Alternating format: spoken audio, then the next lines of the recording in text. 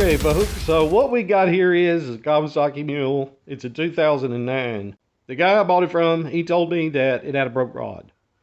And I agree, it does have a broke rod in it. But the big question is the motor going to be rebuildable? Is there a hole in the block from the rod knocking a hole through the block? Here is what I am getting at. Usually if the rod breaks up near the piston, that leaves a length of rod to be able to spin around down there on the journal and actually knock a hole in the block. This engine still has oil in it, and I'm going to assume that the block is not broke. It could be broke up on the side though. The other reason I think that the rod is broke down by the journal is because I'm going to show y'all here in a minute. When you rotate the engine over one way, it comes to a point where it bumps up against the end of the rod and it stops the engine from spinning. So this is what I'm theorizing. I obviously don't know for 100% until I look in there.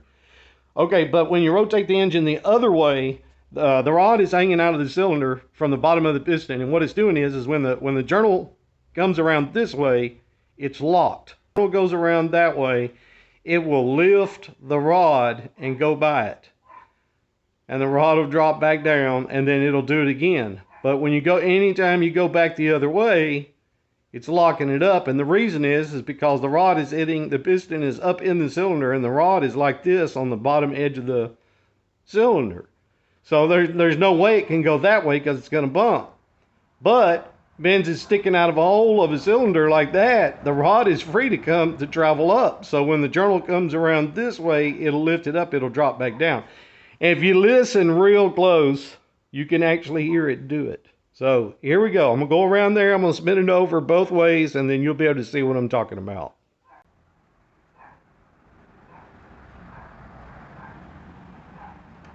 Okay, here we go.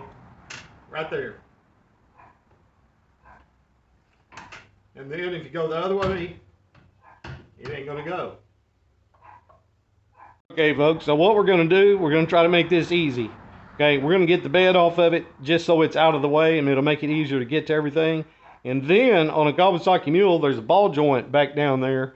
We take loose that ball joint, shock absorbers, and anything else that's in the way.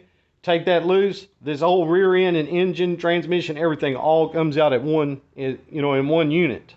So that's what we're going to be doing in today's video. That way we can get the engine tore down at some point. Probably won't be this video, but the next video. We get the engine tore down, see what's broke inside of it, and then from there we can make a decision on what we're going to need to do to either rebuild or get another engine for it.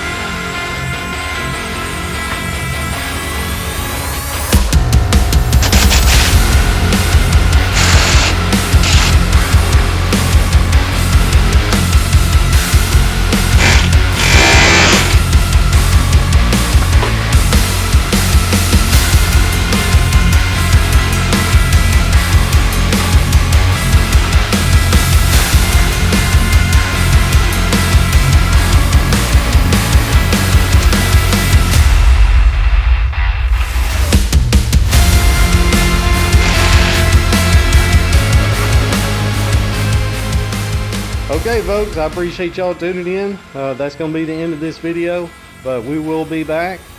And on the next video, we'll get this thing up on a workbench. We'll get that engine opened up so that we can see what damage is inside of it. And that way I can figure out what parts I need to order.